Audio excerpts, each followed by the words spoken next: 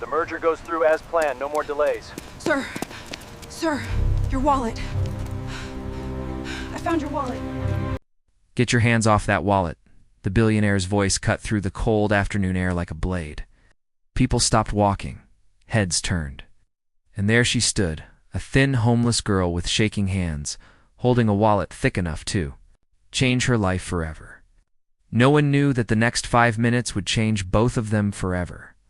He had dropped it without noticing. The black leather wallet slipped from his coat pocket as he stepped out of his shining car, too busy speaking. Into his phone about numbers and contracts and deals, worth more than most people would see in a lifetime. She saw it before anyone else did. Lila had been sitting near the edge of the sidewalk, knees pulled to her chest, trying to stay warm under a coat that once belonged to someone twice her size. Stomach had not felt a full meal in 2 days. Hunger made the world sharper. Noticed everything. The wallet landed inches from her worn-out shoes. For a moment, time slowed. She picked it up, and that was when he turned around. Get your hands off that wallet. His voice carried authority, the kind that had signed billion-dollar agreements and built glass towers that touched the clouds. People nearby froze, their eyes moving between the wealthy man in a tailored coat and the homeless girl, whose hair was tangled by weeks without proper shelter. A security guard stepped forward, suspicion already written across his face. She did not run. She did not speak. She simply held the wallet in both hands, as if it were something fragile. Lila had learned long ago that silence could be stronger than shouting, but silence had not always protected her. 3 years earlier, she had still been a child who believed in bedtime stories and warm kitchens. Her father had been a paramedic who worked double shifts, used to come home smelling of antiseptic and rain, his boots heavy from long nights. He would lift her into his arms despite his exhaustion, telling her that helping strangers was the bravest thing a person could do. Her mother had passed when Lila was 7. After that, her father became her whole world. He taught her how to tie proper knots, how to read the sky before a storm, how to stay calm when others panicked. One winter night, he left for work and never came home. A highway accident, a rescue attempt. He saved 3 people, trapped inside a crushed car, before the fire grew too strong. The news called him a hero. The city gave a short speech. A medal was placed in Lila's trembling hands. But medals do not pay rent. Without steady support, debts piled up. Distant relatives offered sympathy, but no space in their homes. Lila moved through foster houses, each colder than the last. At 14, she slipped through the cracks of a system too busy to notice one quiet girl disappearing. The streets became her teacher. She learned where to find leftover bread, which doorways blocked the wind best, which strangers to avoid. She kept her father's medal in a small cloth pouch around her neck. When nights felt too heavy, she would hold it and whisper that she was still trying to be brave. Now, at 16, bravery looked like hunger and torn shoes, and a wallet filled with more money than she had ever seen. The billionaire Adrian Vale stepped closer. His polished shoes stopped inches from her. Around them, a crowd gathered. Some whispered. Some watched with quiet judgment. A few lifted their phones, hungry for spectacle.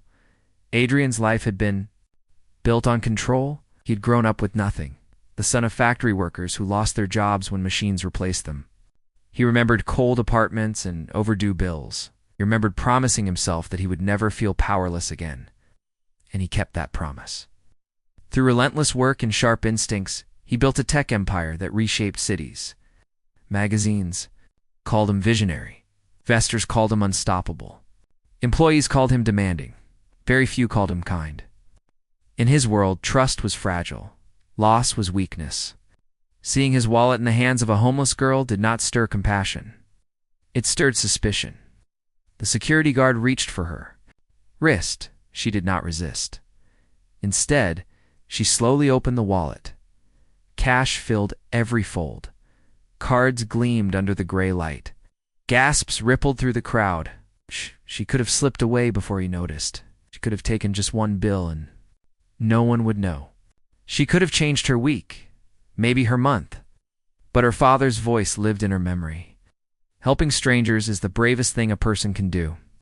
She stepped forward and held the wallet out toward Adrian with steady hands. He hesitated. The guard looked confused. The crowd grew silent. She did not ask for a reward. She did not explain herself. Her eyes met his, tired but clear. There was something in that gaze that unsettled him. It was not fear. It was not greed. It was dignity. A woman in the crowd muttered that this was probably a trick. A man shook his head, assuming the girl had been caught mid-theft. The world often chose the simplest story. Adrian took the wallet from her hands and opened it quickly. Everything was there. Every card. Every bill. Nothing missing.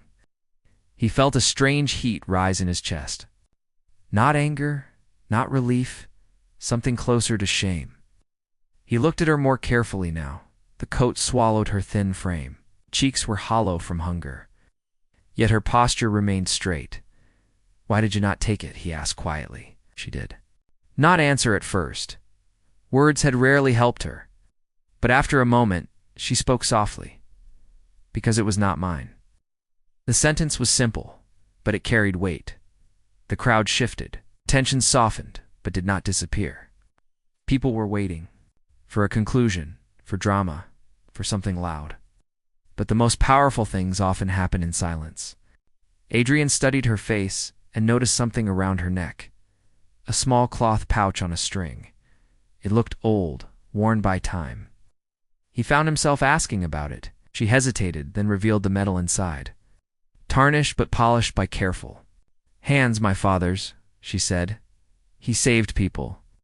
The words were not a plea, they were a statement.